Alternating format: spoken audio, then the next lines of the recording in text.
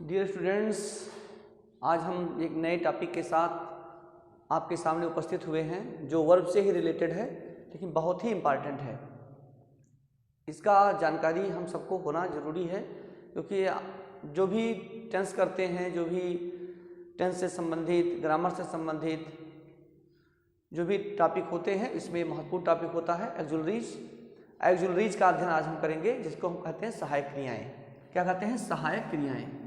सहायक क्रियाएं क्या करती हैं? ये मुख्य क्रिया का हेल्प करती हैं। सहायक क्रियाएं, सहायक क्रियाएं, इसका अध्ययन आज हम करेंगे। ठीक है, चलते हैं, टॉपिक शुरू करते हैं। एक्सुलरीज जो होते हैं, सुनिए, एक्सुलरीज वर्ब्स ऐसी क्रियाएं जो टेंस, मूड और वॉइस तथा रिक्वायर्ड एक्सप्रेशन के निर्माण में मुख्य क्रिया की मदद करती हैं। मुख्य क्रिया की मदद करने का काम ये हम एक्सुलरीज करते हैं।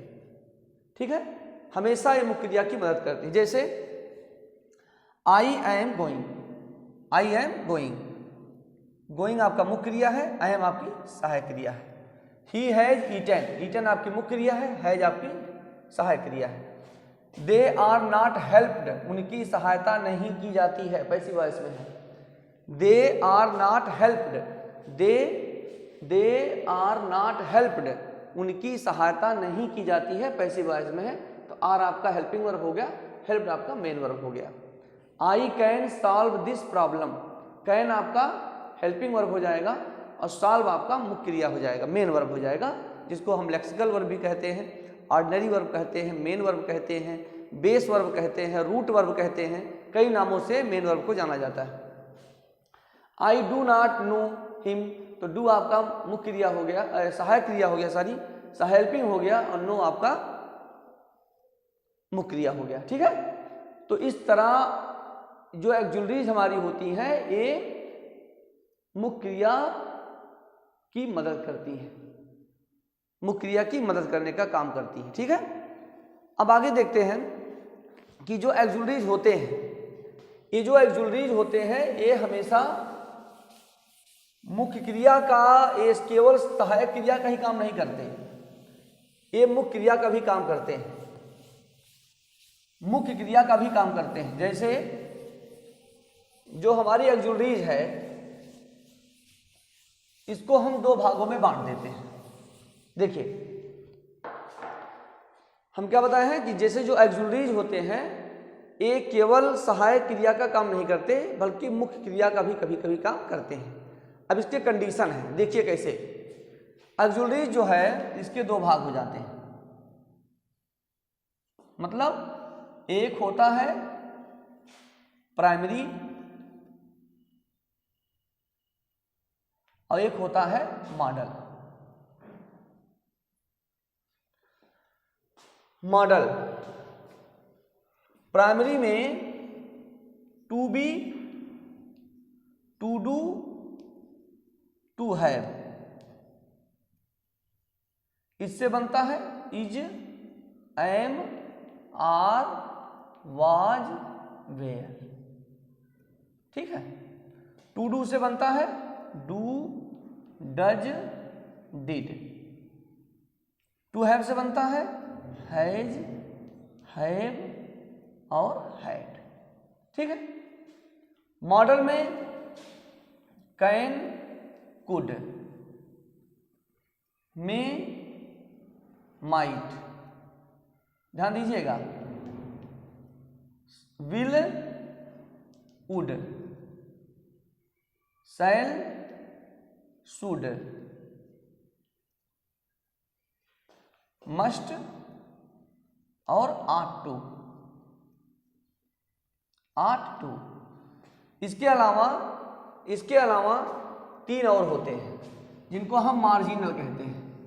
मार्जिनल या सेमी मॉडल कहते हैं, semi model, MODALS, semi models.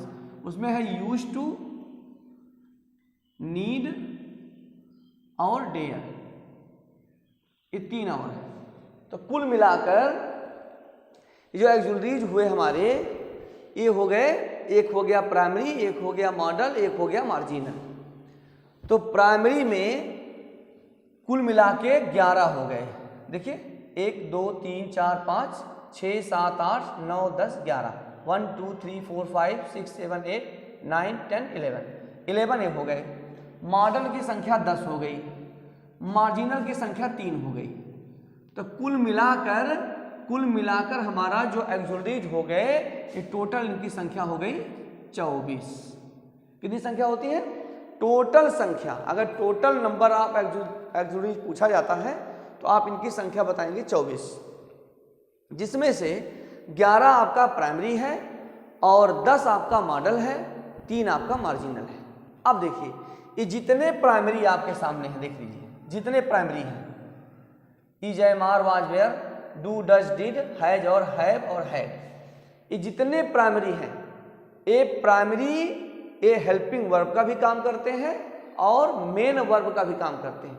ये दोनों काम करते हैं, हेल्पिंग वर्ब का भी काम करते हैं और मेन वर्ब का भी काम करते हैं। जैसे एग्जाम्पल तो पे समझ लीजिए, एग्जाम्पल के तौर पर समझिए, जैसे आई एम ए बॉय, ठीक है, इसमें जो एम है ये मेन वर्ब है, इसको हम लेक्सिकल वर्ब कहते हैं या बेस वर्ब कहते हैं या रूट वर्ब कहते हैं।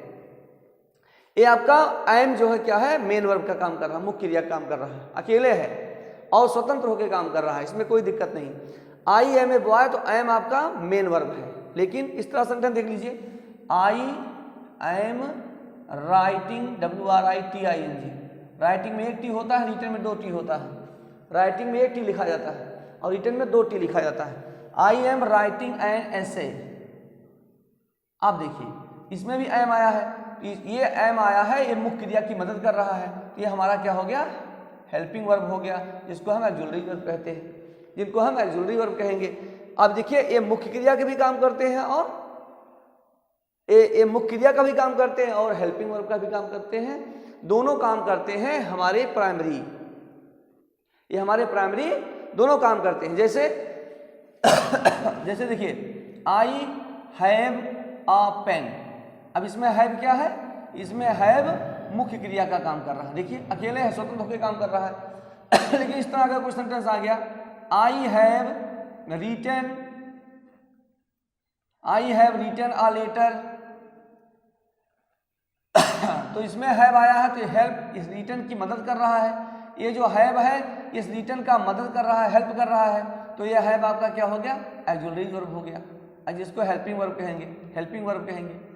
तो ये जितने प्राइमरी हैं ये प्राइमरी मुख्य क्रिया का भी काम करते हैं और मुख्य क्रिया का भी काम करते हैं और सहायक क्रिया का भी काम करते हैं, जिनकी संख्या 11 है। अब आते हैं मॉडल पर। ये जितने मॉडल हैं ये जितने मॉडल हैं इनका कभी आईएनजी रूप नहीं होगा, देख लीजिएगा ध्यान से। बीइंग, डूइंग, हैविंग तो हो जाएगा, लेकिन ये कैनिंग, कुडिंग, मेइंग, माइटिंग, बिलिंग, वुडिंग, ऐसा नहीं, ठीक है, वर्ब के रूप में। इनका जो कैन है, कुड है, मे है, माइट है, विल है, वुड है, सेल है, शुड है, मस्ट है, आट टू है, जिसमें से आट टू और यूज टू को छोड़ दिया जाए, ध्यान दीजिएगा, आट टू और यूज टू छोड़ दिया जाए तो बाकी कोई भी मॉडल, जितने मॉडल हैं ये टू नहीं लेंगे। जैसे I can go, I can गो,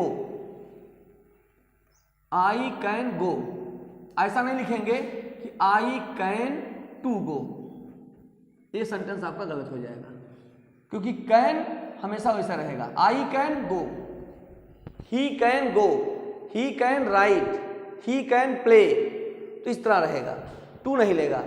और दूसरी बात क्या है, ये कभी भी जितने वर्ब आप देख रहे हैं, जितने भी आप मॉडल देख रहे हैं, ये मॉडल, जितने भी मॉडल हैं, ये कभी भी मुख्य क्रिया का काम नहीं करेंगे, ये केवल और केवल हेल्पिंग वर्ब का काम करेंगे, केवल और केवल हेल्पिंग वर्ब का काम करेंगे, जिसको हम मॉडल कहेंगे, केवल हेल्पिंग वर्ब का काम करेंगे, ये मुख्य क्रिया का काम कभी नहीं करेंगे।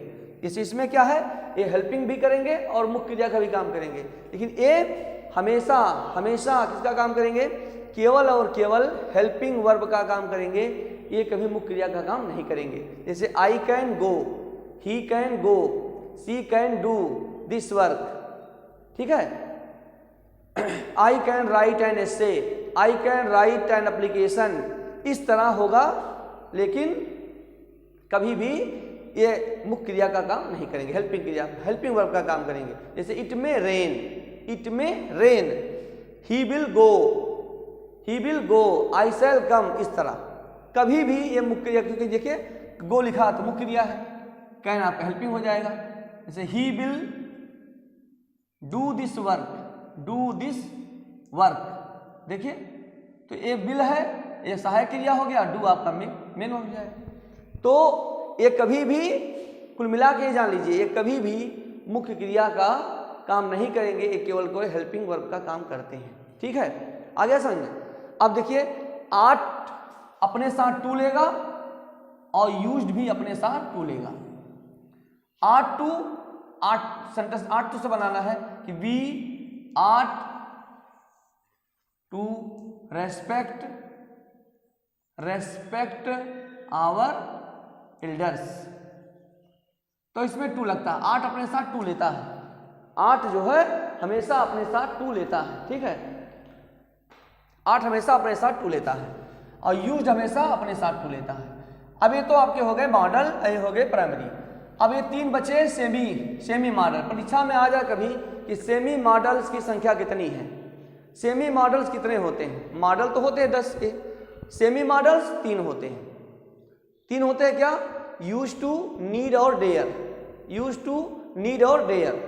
क्योंकि ये सब मॉडल में आएंगे तो इनकी संख्या हो जाएगी 10 और 3 13 हो जाएंगे, टोटल संख्या 13। लेकिन उसको अगर बंटवारा कर दिया कि मॉडल और सेमी मॉडल, इसको मार्जिनल भी कहा जाता है, क्योंकि ये जो तीनों हैं ये इनका जो प्रयोग होता है इनमें वेरिएशन होता है।